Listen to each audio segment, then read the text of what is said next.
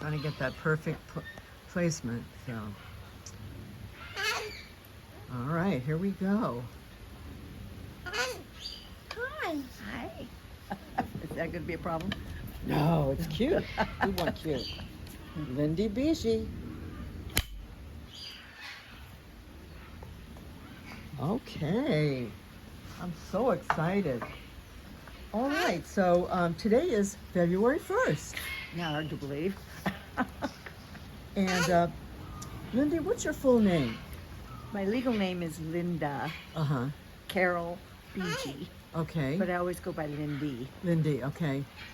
And how did you come to be Lindi? Is that I think the year that I was born, every second female that was born was named Linda. Oh. Every class I was in, there was 6 or 7 of them. So it just seemed the easiest thing to do is to cop out and change it. And where was that? Where did you grow up? I was actually born in St. Louis, Missouri, but I grew up and lived in Oregon most of my life Yeah. until I found paradise here. Yeah. What made you go to Oregon? My folks were heading from Missouri to Canada, and they ran out of money in Oregon, And where was that in Oregon? Portland area. Mm-hmm. North Portland or? Actually, country Portland. Country. Actually, not in Portland, but Yeah. country areas around Westland, Vernonia, those kind of areas. My folks were farmers. They were? And what kind of farmers? Crazy. We called it Fleming's Funny Farm. They had every kind of animal in the world. We Oh. raised strawberries for a while, and we did whatever. Were your parents eccentric? Or, Crazy alone, yeah. yeah? Was I it come good? by it honestly. So tell me, when did you know you really connected with animals? I didn't ever not think I did. I've always been around animals, and there was mostly farm animals. I wasn't around exotic birds. Yeah. And my mom had to deal with a slaughterhouse. There was an auction next to it, and when they would take animals, people would take animals to the auction, and if they were too sick, too old, too anything, and couldn't make it into the ring, my mother would come by and pay $5, whether it was a chicken or a buffalo or a horse or whatever it is. She'd take them all, and that's why we were called Fleming's Funny Farm. We lived on 2,300 acres with every imaginable animal in the world. So, Wow. So your mother would go to these auctions, and then the cast-offs, things that didn't sell, Mm-hmm, that were worth hauling back to wherever they came from. Yeah. Did you go with her sometimes? A lot. Did your father go as well? Yeah, but he kind of was the driver of the Oh, truck. I see.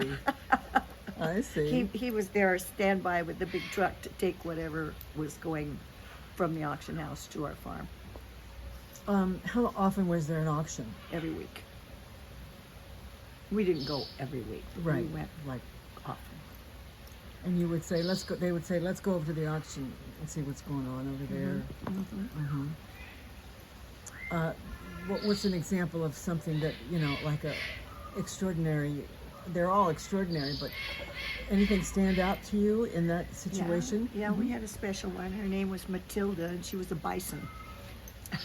And bison couldn't get up. It took a crane to put her in Dad's truck, and Mom took her home and brought her back to health. My mom should have been a veterinary. She could fix anything. She was amazing. She was really a lousy cook, lousy housekeeper, but she could make anything live. I was raised with, there'd be baby goats in my shower. I'd do my clothes, and I'd try to be real perfect, and I'd have them in the dryer. When we first got our very first dryer, I'd go down in the dryer, there's a whole bunch of baby pigs on my clothes.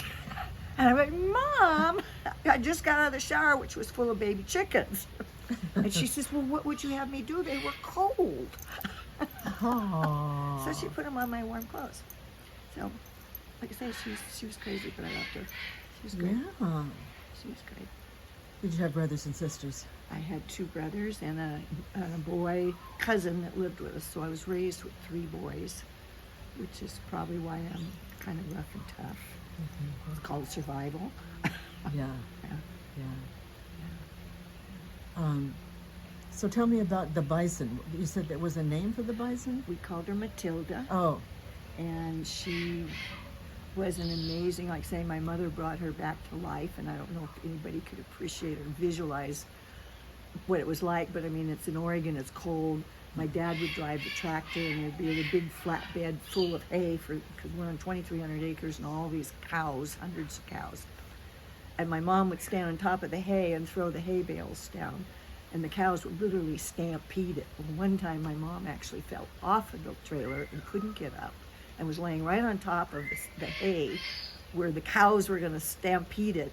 And Matilda came and literally stood guard to save my mom until my dad could get back and get some help and get my mom out of there. So, yeah, Matilda's quite the story.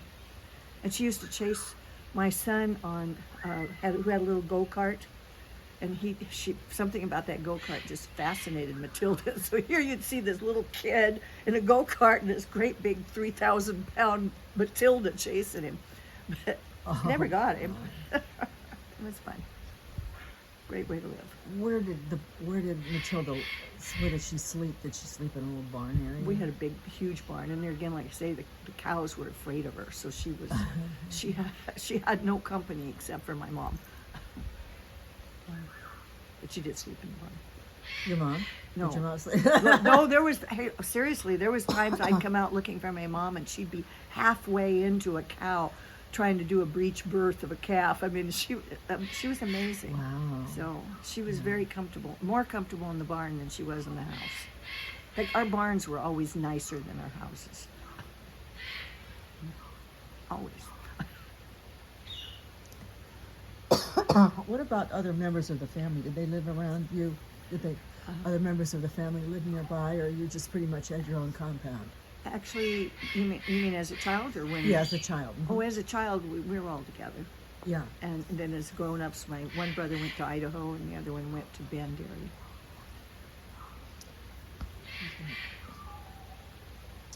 area. Where were they from, your parents?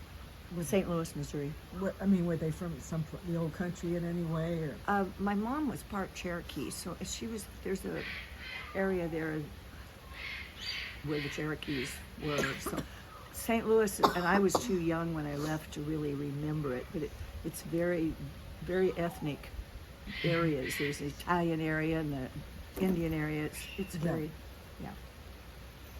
It was then. I don't know what it is now. How did you come to be here in the desert? We spent a lot of years in Oregon. The 9 months of rain really depressed me. I mean, to me, the skies were gray, the asphalt was gray, and everything in between was gray. And Gino brought me here. His sister had a place here. And I fell in love with the sunshine. Absolutely fell in love with the sunshine. So he tells me we finally, and it took a few years, we finally had enough money to actually have a toy. And so he made the big mistake of sending me here to find a condo, thinking, because there again I had all my animals in Oregon too, thinking that I would love the sunshine more than I love my animals, and so I'd give up my animals in order to be in the sunshine. But he made the mistake of he didn't come with me, so I bought this place. I called him up, I says, I found it, I bought it, and it's not exactly a condo. You're talking about your husband right now. Yes. Okay. And your husband's name? Gino. And he's gone. He's deceased. Yeah. Very recently. Yeah, but we were together for 52 years. So You met in Oregon. we met in And Oregon. then he said, go on down to the desert and see what you can. We'll be down there a little bit. Find and a place in the sun. And tell me about this place when you first got it. I mean, it didn't exactly look like this, I think. No. It was actually run down. It had been empty for like 8 years. This was in '94 when everything was kind of. We were told it was one of Firestone's original houses. Now I don't know whether it was or wasn't, but that's what we were told. And it was all ranch. Every inch of it has been redone. The roof, you could see through it from downstairs. You could look up and see the sky. So the roof was gone, and it was in horrible condition, which was just perfect for me because I wanted to fix it up for the animals. I mean, this Yeah. whole place is designed around the animals. Where the flamingos are, that was a grass tennis court. So anyway, yeah, no, this place was very different. But What animals did you first come down here with, or did you first send down here? When I first came, I brought 13 birds, and I think 3 or 4 dogs. I can't remember quite. It's been a long time. 3 or 4 dogs. I didn't bring any cats. Birds? Oh, you said 13 birds. Oh, 13 birds. Which was, at one point in time, I had 80 some birds here, believe it or not. This whole place was aviaries. I noticed you. I mean, all those categories. I think would you say you favor birds, or is that not fair to say? No, I think that's, again, like I say, exotic birds was the one thing I didn't have as a child. I had every other imaginable creature as a pet. I've had pigs for pets, I've had goats, I've had them all. And incidentally, it is true, pigs are really smart. But I didn't have exotic birds. And they're so fascinating because they can walk, they can talk, they can fly, they're smart, they've got the cognitive abilities of a 5-year-old, and of course the emotional stability of a 2-year-old. But the problem is they're 2 years old for 80 or 90 or 100 years. They have a long life. Yeah. Unlike these guys, that Yeah. they don't really get any years. So. What are some of the? Do you want to take a break? No, that's. Tell me about the birds that you currently have. The ones that I currently have, like I say, I had 83 at one time, but when I started loving all animals, and of course it got known that I had this nice place for birds, and birds actually have a harder time finding homes than even dogs and cats. Oh, I've heard that. It's just not publicized, so that I got dog hair in my mouth. That's okay. So I ended up with 80 some birds here, which was really way too many. Yeah. And I ended up making a deal with the Litchfield Zoo in Arizona that if I kicked the bucket, they'd come and take all these birds. Anyway, they ended up taking a whole bunch of them before, probably about 8 years ago. So a lot of my birds, and I go visit them ever so often, and some of them still remember me. How do you know? You know how animals are. I mean, they do this. I mean, they show you. It's amazing. What are you doing there, Bing?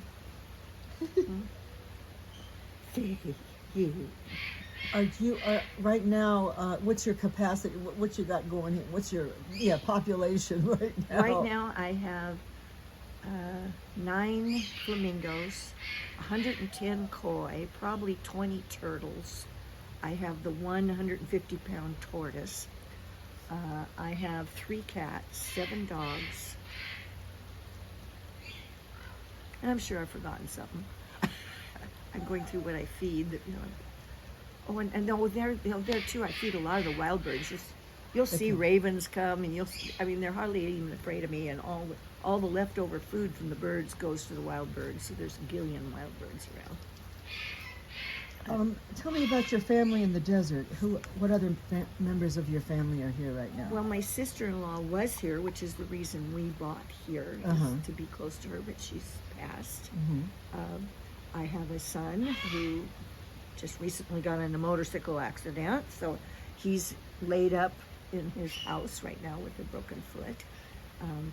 My daughter, who lives here, and she owns the shops on San Pablo, the dress shop on Alessandro and San Pablo. What's the name of that shop? Shops on San Pablo. Okay. And she's got the dress shop there. And I built the Venus building a few years back, which is now leased to Create. So it's, Tell me about loving all animals. So how did that come to you? How did that evolve? When I first came here, a girlfriend was looking for a dog, and I said, "Well, you got to do a rescue. Don't go buy from a puppy mill." So we went around and looked at shelters, and there was one in Indio, there was one in Cathedral City, and there was one in Palm Springs, and there was one in Bateman. that all belonged to the Riverside County. Every one of them was deplorable. I mean, I can't come up with a word to describe how horrible those were. And here I was new to the desert, and I was looking around at all the abundance and the beautiful people. And it wasn't because they just didn't know. The Animal Services was doing their job. They were keeping stray animals off the street, and their way of doing it was catch and kill. And so all these beautiful people had no idea what was happening to these homeless animals. Now, like I say, I'm very happy to say that there isn't one of those shelters that's still standing. They've all been blasted down and rebuilt, and there's nice shelters now. And for a while, we even reached a no-kill status, which was the goal of Loving All Animals. The statement was, if people knew better, they'd do better. And so that's what we were trying to do, is educate people as what was happening with these animals. And the whole world kind of was doing the same thing. I mean, it wasn't just us, but I mean, it got to be where it was just more chic to have a rescue dog than it was to have a $10,000 poodle. That is true. He has a missing leg. I mean, he's a star because he's got a missing leg. She has absolutely no eyes. They had to be taken out. So having a rescue is fun. It's a good thing, huh? See, I'm missing a leg, but that doesn't matter. About what year did you begin Loving All Animals? You named it at that, and it became a business. Is that? No, it was a nonprofit. Oh, okay. And it still is, and it's still run. And Mike Russell has taken my place as leader of it, and he's doing a good job. And there's a shelter in Coachella where they have housing for a lot of animals, and they're desperate for fosters. Some of the dogs you see here, I'm fostering. I see. So I'm hoping that other people will realize that fostering a dog is really a good thing to do. Could you explain to people what's involved in fostering a dog? I mean, people don't really know, I think. Again, like I say, if people knew better, they'd do better. People that think they might want a dog, this is the absolute perfect answer, because the shelter pays for all their vet care, pays for all their food, pays for everything, and they help you select the right dog for your household. And you have no commitment, absolutely none. So, I mean, if it doesn't work out, you're still a good guy because you gave this animal a place to live for a couple of weeks. Whereas, if not, again, like that one you just saw, they called me up from the shelter and say, here's this picture, we're gonna put him down this afternoon. I'm going, no.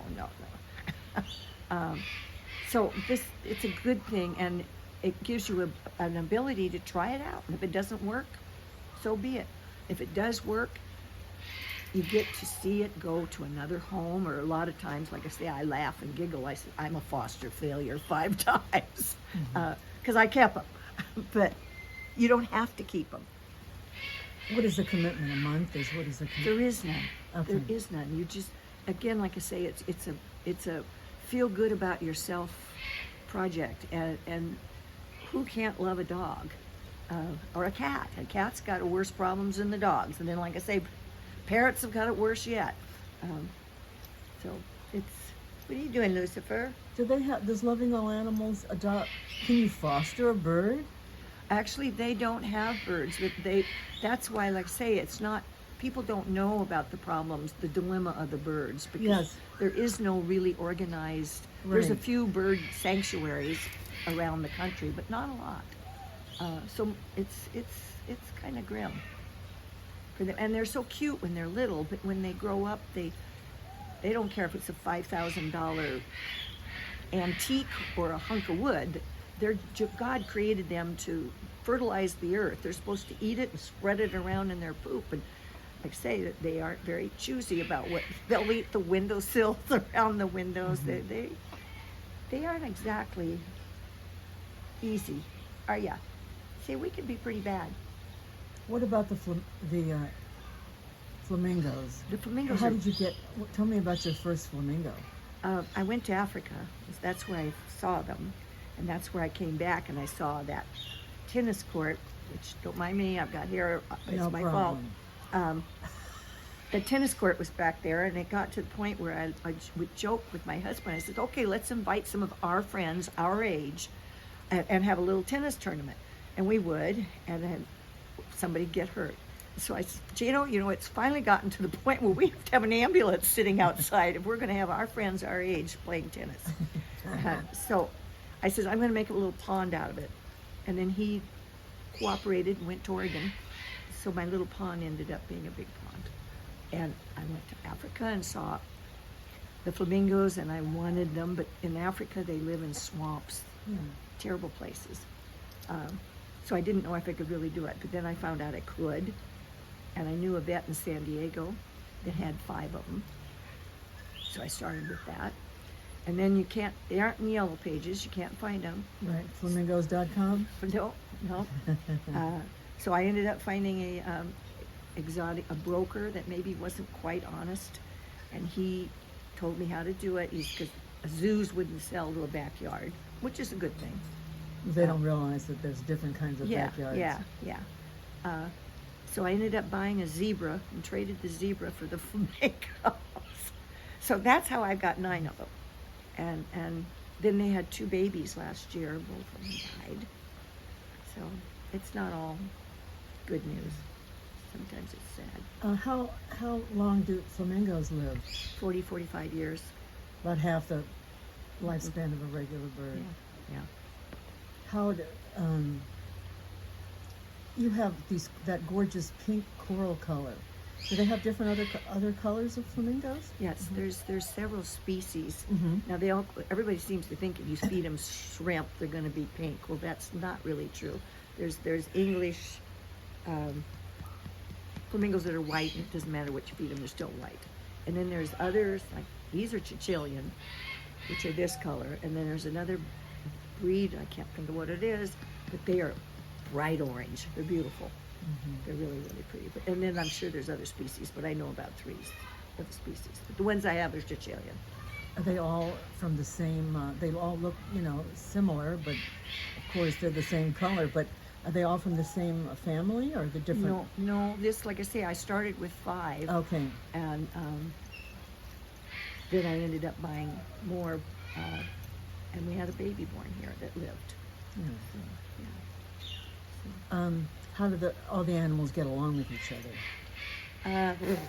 Except for the new rescue. Yeah. Pretty good. He's obviously was a street dog, and they wanted to put him down because he was aggressive, and usually they're not correct on that. In his case, they kind of are, but he's doing better. He's getting, but every once in a while he wants to be the boss. Yeah, I understand. I know they do. Hi. Oh. Hi. Hi. Can you say hi? Say hello. Say hello, Cassie. Do they fly? Are their No. wings clipped? Once a month, I sit down with them and I trim their wings so that they can't fly.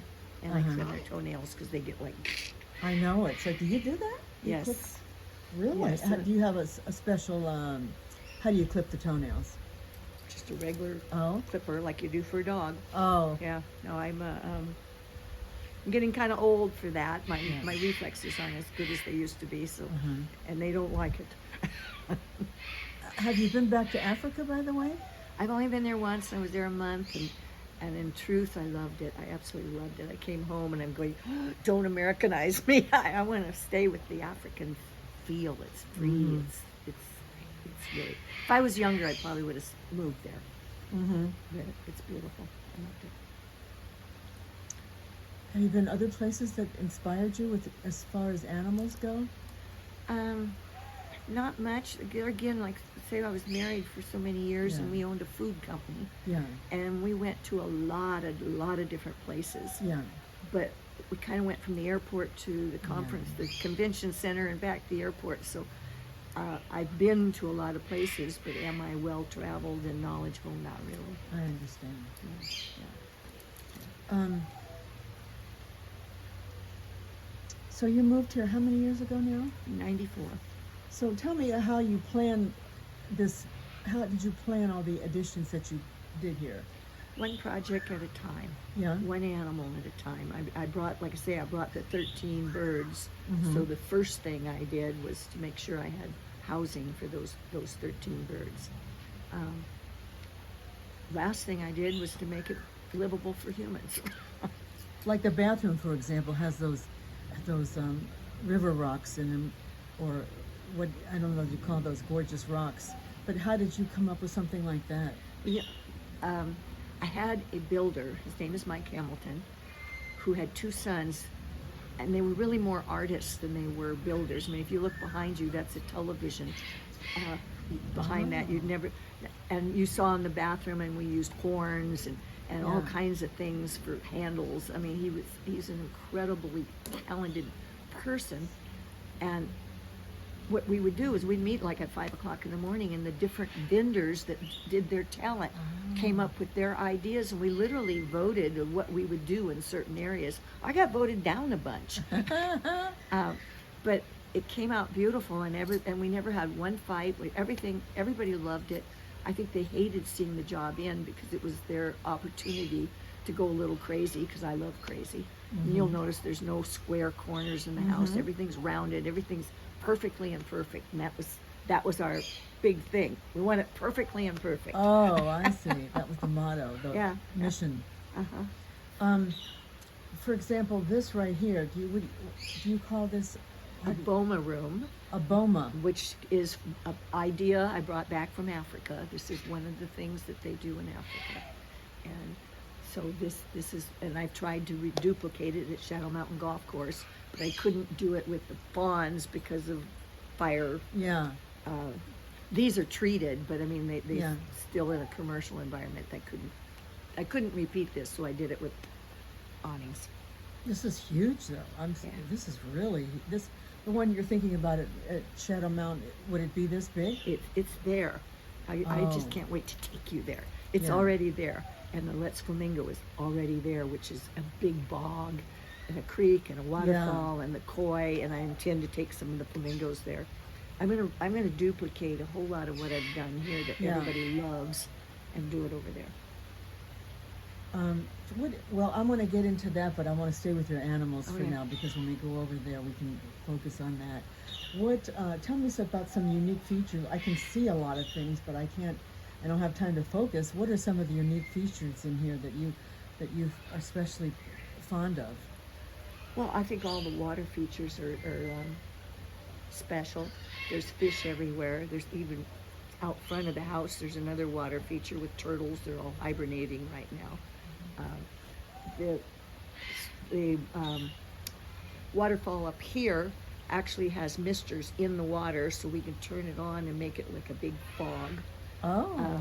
Again, like I say, I donate this place, the yard, to lots of different nonprofits. Lots of them have been here.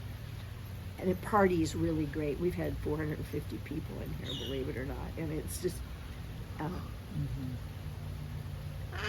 it's just, I say it was built to please the animals, but it definitely pleases people too. So, but Yeah. that wasn't the intent. When people arrive, they arrive through the gate over here? They can, but typically we have them, the valets out I see. front. And there's, blocks and blocks and blocks of parking, so that isn't really a bad issue, and Yeah. particularly with the valet. Yeah. Or we'll have golf carts running around picking people up. Mm-hmm. Now, you don't have the tennis courts anymore. You converted them.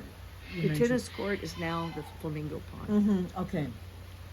And you were a little bit of a tennis player, or maybe more than a little bit. Were you? No, little bit has given me a lot of credit. What about golf? Again, I'm a lousy golfer. But I always tell everybody I'm a lousy golfer, but I'm fun to be with. Okay, I know. I noticed those beverage holders over there. Yeah, flamingo. Yeah. Yeah. I'm a good drinker. Yeah. What features then over here are you mentioned some that you're thinking of. So you've seen these features here, and you think, I want to put these over at the golf club. Mm-hmm. So is there anything you mentioned the koi, you mentioned the flamingos, some of the water features too, or? Yeah, we've rebuilt 3 of the water features over there already, and we've built a new one, which is the intended new home for some of these flamingos. But like I say, I'm not going to even think about moving them until all the construction's over and everything's safe. Mm-hmm. So How many more animals do you think you're going to foster over here. Um, How do you To make be- your decisions on how you foster animals yourself? there again, I'm 81 years old, and I just lost my husband. So it's very real to me that we only get so much time down here, Good which for is you. part of what I'm doing here. I'm going, hey, if nothing else, I hope I can leave some memories or something. Absolutely. But I'm telling myself now, whether I will really do it or not, I'm telling myself, don't get any more animals. Yeah. I just, again, like I say, if your kids don't take them, who's going to take? My Yeah. favorite saying, everybody says this is a great place to visit, but I wouldn't want to live here. So, I mean, I've got to make sure that they are okay. So, no, and the answer to that is my intention is not to take Yeah. on any more animals. I'm too old. Yeah. And if I do, it will be just old animals. Yeah. I see what you mean. But I mean, I could never, I don't want to be on this planet one day without any animals. I know. But on the other end of the stick, I don't want to leave my animals Yeah. either. What are some of the occupations you've had? I think you were in real estate. Actually, I was a senior certified escrow officer for Oh. 18 years. I Uh-huh. owned an escrow company in Oregon. Mm-hmm. And then, like I say, I met my husband. And so then I was in the food business. What kind of food? Condiments, Beaverton Foods, Mhm. horseradish mustards. He was known as the horseradish king. I love their labeling. It's excellent. Yeah. See, he designed most of those. He designed all of those. And he did all the food tasting and all that stuff. Oh, He yeah? was R&D. He was really good at that. Very good. And you would go together with him to the different trade shows. Constantly. Yes. They say People we were were all over the tasting. world. It's just we didn't see anything. I know. But you saw a lot of people, though. Oh yeah. Oh yeah. Did you No, we've had a good life. We had a good run, and we were very successful, and we were just blessed. We were really gifted with everything good. We got it. Yeah. Where did you have a son and a daughter? Where did they go to school? They went to school in Oregon, and Lori went to college in San Diego. Okay. And they're both here. And then Gino has 5 kids, Mhm. and they're all in Oregon. Okay. Do you remember any particular outings that you had that were very unusual, having to do with the dogs? I've seen, like, you had a dog. It was a dog fashion show or something. Any kind of strange. We've done, in fact, I want to share that book with you at some time. As Loving All Animals, we had what was called a super pet adoption fair, where we took over the whole Whitewater Park and Rancho Mirage, and we invited all the animal welfare groups, shelters from here to we had some from Los Angeles even, and we had like 500 dogs for a whole weekend. We did that every year for 5 years, and we adopted out a ton of found homes for lots and lots of dogs and cats. I keep saying dogs, but when I say that, Yeah. do realize I mean Right, cats like too. Mr. and Mrs. Right? Yeah, yeah. So you would take the animals to this adoption, and then people would come up and say, "Let me see that." Okay.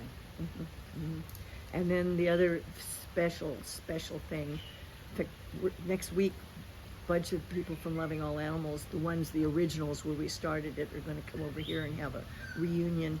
But one of the things that we did that was fabulous is there was a trailer park out in Thermal called Duraville. I don't know if you ever heard of it. It I was haven't, but I love it. third world country. It was the biggest slum you ever saw in your life.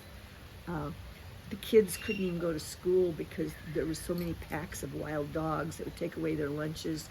And they're very, very Latino, and they ended up with me and saying, okay, we because typically Mexicans don't really believe in sterilizing animals. But Yeah. but they were all for it. They said, do it, come on. And then everybody told me, oh, you can't do it. You'll never get vets. You can't do Yeah. it. We, and I say we because there was a whole ton of us that made this happen. One of the gals, her name is Joy, got a hold of the Humane Society of the United States, and it just so happened they had a $500,000 rig with 7 surgical stations in it coming our way. Oh my God. And we got 7 vets, free, and their techs free. We had 80 volunteers going out there for a whole weekend, and we spayed and neutered over 200 animals. It was a rainy, awful weather. It was just off. It was everything bad, and everybody loved it. Everybody said, "Oh, let's do this again." It was so Ooh, gratifying. that's hard work. Oh, it was. You were out there for like what, Friday, Saturday, and Sunday or something? Well, we were out there for a whole week getting set up for it. 'Cause yeah. we ended up using a double wide trailer, and we ended up taking generators in order to have electric power. I mean, it was wow. incredible. That and is a lot of amazing. the neighbors of Jackie Lee Houston. I don't know if you remember her. Her kids brought trailers. And their sport, what they put their little sport cars in. They brought trailers because it was terrible weather, so that we could put these animals in there to recuperate. Yeah. It was, and this double wide, horrible, horrible trailer. And then the Marriott Hotel donated to us all their white feather beds. You know how beautiful those are. Yeah. So here we are, this shitty old trailer, and we got the whole place lined in white feathers that looked like clouds, and volunteers sitting there. So the minute they finished the surgery on the dog, they put it on somebody's lap that was sitting on this cloud. It was beautiful. All right, so you had volunteers that were waiting to receive the dogs after they were neutered? Yeah, it was a production line. They neutered them, and they didn't even wait for them to wake up. They just unplugged them and put them on somebody's lap, and then somebody would sit there and Really? stay with them until they woke up and let them know they were okay. Yeah, it was beautiful. It was beautiful. You have photographs of that? I do. Yeah, I do. that is amazing. That is what a heartfelt thing. Oh, it was. And like I say, everybody loved it. Just everybody that participated in it. You'd think it was drudgery. You could walk. Bought boots. You'd walk in the mud, and the mud's so deep, you'd walk right out of the boots. Gosh. I've got pictures. You can see it. Yeah, It's just- I'm really looking forward to that. You've had those kind of events, and then I'm sure you've had high-end events all over the place. Oh yeah, no, we've done a lot of. Like I say, we go from being in the absolute slums of the world, picking ticks off of dogs, to fashion shows that people ask any of us to model. Sure, we'll model if we can model with a dog that's up for adoption. We've had great events. We had Fabulous Fur and Feathered Follies, which was a takeoff from. Were you here when the Palm Springs Follies was here? Yeah. Okay, well, I've got a whole bunch of their costumes, incidentally. Yeah. So anyway, so we did a takeoff, except for instead of having the girls and the great big backpack, we had the dogs. So I'll show you. I did see one. Maybe it was like 8 years ago. It was a fashion show up here on El Paseo. I don't know if that was you or not, but it was the people walking a dog. You know. Okay, yeah, I've been in that 2 or 3 times. Yeah. Yeah. So, are you currently involved in that, or your time is on the golf? Actually, right now, I am so completely overwhelmed with that I'm golf sure you course. are. I know. I mean, it was in financial trouble, and now I'm in financial trouble. Yeah. I'm kidding, You'll but be I know what you mean. it's taken 3 times what I thought it would in the way of money and time, but it's going to be fabulous. It's going to be fabulous. It was fabulous today. I said, what more would you need? You know, I can't wait to show you. I can't wait I'm to show so you. excited. What's let's see. What are some of the rewarding things about being here in the Coachella Valley and being in this area to you? The people, Yeah. the people, What do you? the people. I love the people. There's so much variety here. Everybody comes from a different walk of life, a different lifestyle, a different business. Again, I spent so many 18 years in real estate. Everybody I knew was in real estate. I mean, they were all wonderful people, but it was just same old, same old, Yeah. same old. Here, it's a variety show of human beings. I love it. I just love it. What is there any memory that you can think of that makes you laugh? Something that was just so outrageous. I laugh a lot. I know. How is it that you laugh a lot? Is that your nature? I think it's my nature, and I think I'm so gifted with so many things to laugh about. I mean, I don't know. I think I'm pretty lucky that I'm You feel happy. grateful. Yeah, I'm pretty happy most of the time. What about horses? I haven't heard you mention anything about Well, horses. see, now when I was a kid, I never learned how to ride a bicycle because we always lived in the farm and we never had pavement on the road. We had gravel roads. So I was a good horseback rider. I really was a good horseback rider. I bet. So, but I haven't ridden since I was a kid either. Mm-hmm. So, in fact, some girlfriends and I went to Costa Rica and we did rent horses and went for a ride and I couldn't sit down for a week. So, yeah, so my horseback riding days are over. So I guess that I'll follow up by saying, how would you've already described the desert. Maybe you have something further to say, and what does it mean to you to have been here for the length of time that you have, the people? I've met some of the most wonderful people in the whole world. Like I say, I recently lost my husband. Yeah. I have so many friends that it will really, I know what grief is now, really big time. There's a lot of my people that I know that I will really grieve if they go before I do. And, Yeah. and I assume they'll grieve when I take Yeah. off to the happy hunting ground too. Sounds like you've made some plan. When you see the, people, reducing their abilities at at your age, at my age too, to be honest, then you feel like you need to get things accomplished while you can. I hope, and I mean, I think everybody feels the same way. I hope to leave the planet a little bit better than it was when I came. Yeah. And I think everybody feels that way. And I think the older you get, the stronger that gets, because that never used to be important to me. But this is part of what I'm doing here right now. I'm going, hey, I want to leave a trail. I'd be a liar if I didn't say I want to leave a memory. I want to leave some evidence that I was here. Yeah.